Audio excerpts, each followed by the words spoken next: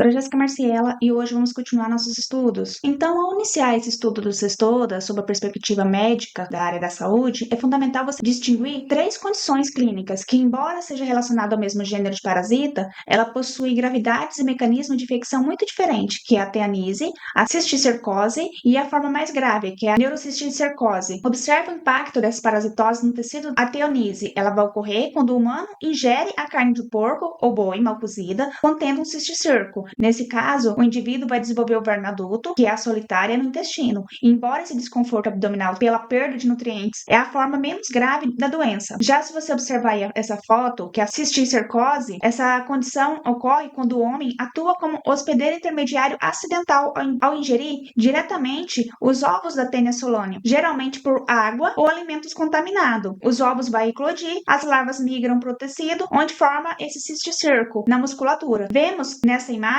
de carne totalmente infestada, onde, se você observar, cada ponto branco desse são larvas encistadas. E a forma mais grave, que é a neurocisticercose, onde esse cisticerco ele vai instalar diretamente no nosso sistema nervoso central, como vocês podem observar nesse corte anatômico de um cérebro. A presença dessas larvas, ela vai causar inflamação e compressão do tecido cerebral, sendo atualmente a causa mais evitável, mais comum de epilepsia no mundo. Um ponto técnico vital para a prevenção é entender que você não pega cisticercose comendo apenas carne de porco, mas sim ingerindo os ovos presentes em alimentos contaminados por fezes humanas. A carne de porco, que geralmente o pessoal fala que tá com pipoca, que é esse cisticerco, ela transmite a teanise, o verme adulto, o que fecha esse ciclo de higiene precária que costuma afetar a saúde coletiva. Se vocês observar essas imagens aí e considerar por que uma pessoa que ela é vegetariana estrita, ela ainda corre risco de desenvolver neurocisticercose, mesmo nunca ingerindo carne na vida, mas ela nunca, assim, desenvolveria uma teanise. Ela pode ter a neurocisticercose, mas ela não vai ter a teanise, porque essa neurocisticercose, ela é adquirida pelos ovos da Taenia solanium, que pode estar nas verduras mal lavadas. Ela não precisa estar estritamente na carne. Qualquer coisa que estiver contaminada via fecal oral humana já se contamina. Já a teanise, ela exige obrigatoriamente a ingestão da carne contendo essa larva encistada. Então, se você come o ovo, você tem o cisticerco, mas se você come o cisticerco, você vai ter a teanise. Assim, o risco para o vegetariano, ele está no saneamento e a falta de higiene dos alimentos e vegetais.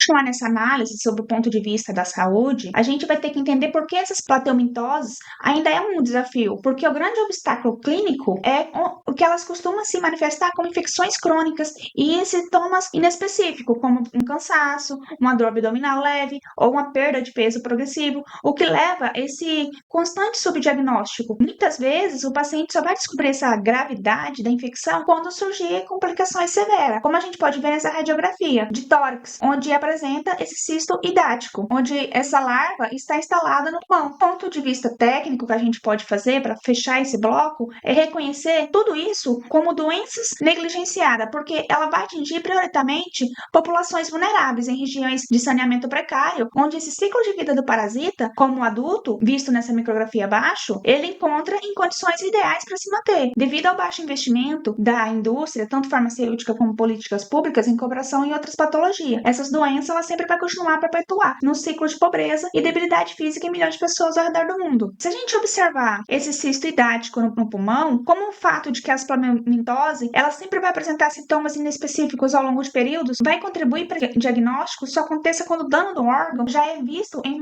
imagens, assim, exames de imagem. Se você observar, esses sintomas iniciais, eles são sempre leves ou comuns em muitas outras doenças. O paciente geralmente vai demorar a procurar ajuda e o sistema de saúde pode não suspeitar uma parasitose de imediato. Isso permite que essa larva, o cisto, ele vai crescer silenciosamente por meses ou ano, onde vai tornar o tratamento muito mais invasivo e difícil quando essa doença finalmente é descoberta.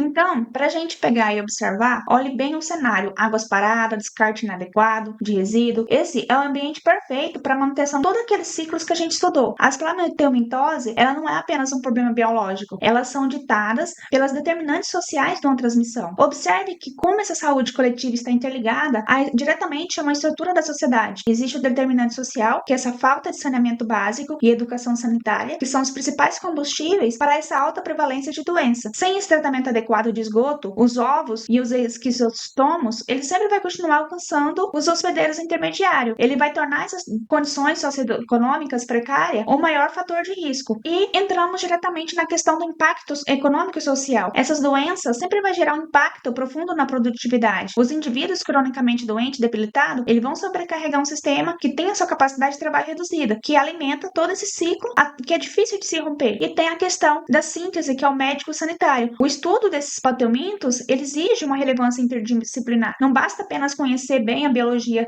desse helminto, não entendermos como a sociedade em que ele circula. Então, a questão da saúde coletiva, ela depende muito de políticas públicas que integram a medicina, engenharia sanitária e educação. Em resumo, como a gente combate esses helmintoses é, acima de tudo, um ato social, investimento de dignidade humana. Ao olhar essa imagem, se a gente tivesse que escolher entre investir milhões de reais em medicamento para tratar a população ou milhões de reais em canalização de esgoto e água tratada, qual seria o melhor investimento? Qual teria o impacto mais duradouro nesse controle dessas helmintoses? E por quê? Observe que, como a gente já estudou, o investimento em saneamento, o medicamento ele vai tratar o indivíduo, ele não vai remover a fonte de infecção desse ambiente. Sem o saneamento, o paciente tratado sempre vai ser reinfectado no dia seguinte a voltar ao ambiente contaminado. Ele vai manter esse ciclo vivo. Já o saneamento, ele sempre vai cortar a transmissão na raiz, que protege toda a coletividade de forma permanente, não só dessa doença, mas de outras. Gente, até a próxima aula. Acompanhe essa e outras aulas no nosso canal. Temos muito materiais disponíveis aí. Obrigada!